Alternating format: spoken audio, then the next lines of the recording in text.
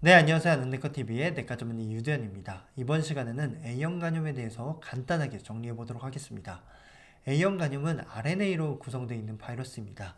이 바이러스는 열에 매우 안정적이고 강한 산성 환경에서도 오랫동안 생존할 수 있습니다.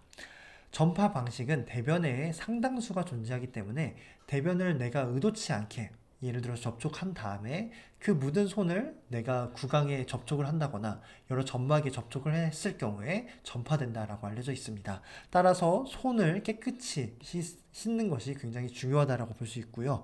만약에 이렇게 대변을 묻고 그 안에 있는 바이러스가 음식을 통해서 전파를 되거나 혹은 물이나 얼음을 통해서 전파될 경우 그것을 내가 섭취함으로써 A형 간염에 걸릴 수도 있다라고 알려져 있습니다. 90년대까지는 사실 그 이전에 출생자분들께서는 사실 국내에서는 대부분 A형 간염을 많이들 앓고 이미 지나가서 A형 간염에 대한 항체 형성률이 굉장히 높다라고 알려져 있어서 특히나 50대, 60대, 70대 어르신분들은 항체 형성률이 높지만 20, 30대 연령층 같은 경우에서는 90년대 이후부터 우리나라의 위생 환경이 급격하게 좋아지면서 A형 간염에 대한 노출 기회가 턱없이 낮아지게 됩니다.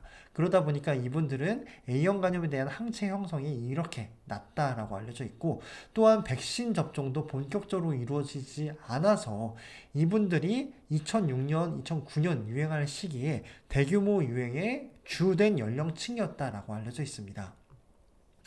만약에 A형 간염에 걸릴 경우에서는 일단은 노출 시점으로부터 증상이 발생하기까지 2, 3주가 소요된다라고 알려져 있지만 소아분들 같은 경우에서는 대부분 무증상이거나 가볍게 앓고 지나갑니다. 하지만 성인들 70% 이상에서는 매우 심한 증상이 나타나기도 하는데 황달, 오심, 구토, 복통, 두통, 발열과 같은 증상이 20, 30대 층에서 대부분 많이 나타났다라고 알려져 있습니다. 이분들이 이 A형 간염을 앓고 나면 사실 2개월 이상 증상이 지속되기도 하지만 후유증 없이 대부분 완전하게 치유된다라고 알려져 있습니다. 하지만 간혹 기존의 40세 이상이면서 간 질환자이셨던 분들은 이런 분들이 A형 간염에 걸릴 경우에서는 0.5% 환자분들 같은 경우에서는 전격성 간 부전으로 간 이식을 해야 되는 경우도 발생을 했었고 사망률이 0.2% 정도 보고되고 있었습니다. 진단하는 방법은 혈액 검사를 통해서 진단을 하는데 이러한 항체가 나오게 되면 A형 간염이다라고 진단을 내리게 됩니다. 치료 방법은 뚜렷한 항바이러스가 있지는 않고 내 몸의 면역세포가 이 A형 간염 바이러스와 싸워서 이길 때까지 내 몸을 도와주는 그런 보존적 치료를 하는 것이 유일한 치료 방법이겠습니다. 만약에 A형 간염에 대한 면역력이 없다, 즉 A형 간염에 대한 노출된 적도 없고 백신 좀 맞은 적도 없다. 그런 분들은 40세 미만이라면 노출되고 나서 2주 이내라면 백신 접종을, 40세 이상이라면 면역글로불린을 투여하면서 백신 접종까지 권고하고 있었습니다.